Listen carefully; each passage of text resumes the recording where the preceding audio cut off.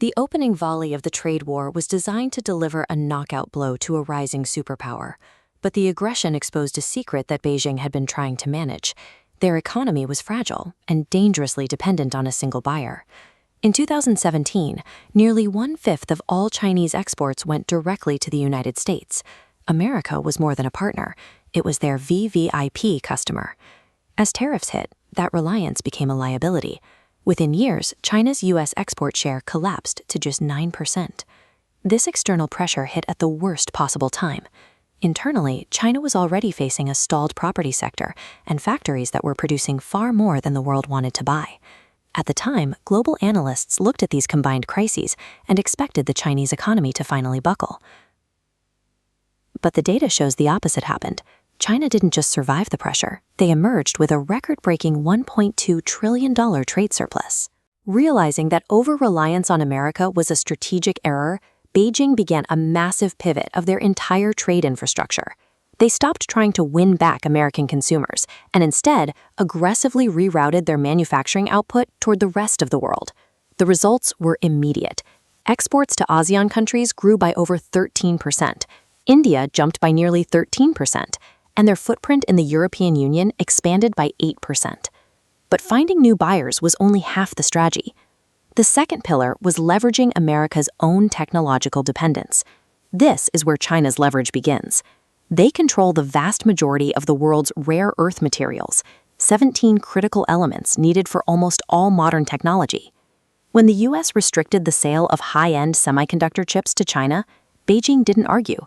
They simply restricted the export of gallium and germanium, the raw materials required to make those very chips. Because China controls 90% of the world's refining capacity for these minerals, they can effectively slow down the production of everything from electric vehicles to advanced military weaponry. While the trade war was fought over finished goods, China focused on the foundational supply chain, demonstrating that high-tech manufacturing cannot exist without the raw materials they control. This economic pivot was supported by a shift in tone. China began contrasting American impulsiveness with their own brand of long-term pragmatism. As U.S. policy became more unpredictable, allied nations began to fear they might be the next target of a sudden tariff wall. China positioned itself as the stable alternative, a partner that prioritized trade over ideological conflict. Their tactic was simple: let the U.S. claim loud public victories for their voters, while China quietly negotiated favorable trade terms behind closed doors.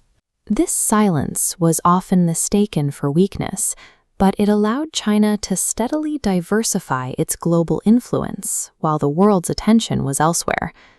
Years into the trade war, the outcome has shifted from the original expectations.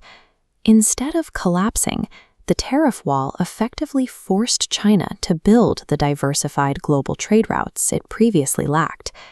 This has accelerated a fracture in global trade, creating two distinct spheres of influence. Many nations are now playing both sides, no longer seeing the U.S. as the only viable economic anchor. This does not mean China has won. They still face deep internal issues, from deflation to a sluggish domestic market that threatens their long-term growth targets. However, the trade war has changed how the rest of the world behaves. Allied nations are now hedging their bets, recognizing that the global economy is no longer centered on a single power. By aggressively trying to force a decoupling, the U.S. may have inadvertently fast-tracked the economic independence China was once too fragile to pursue. In this new landscape, a loud offensive was met with a much more effective, silent defense.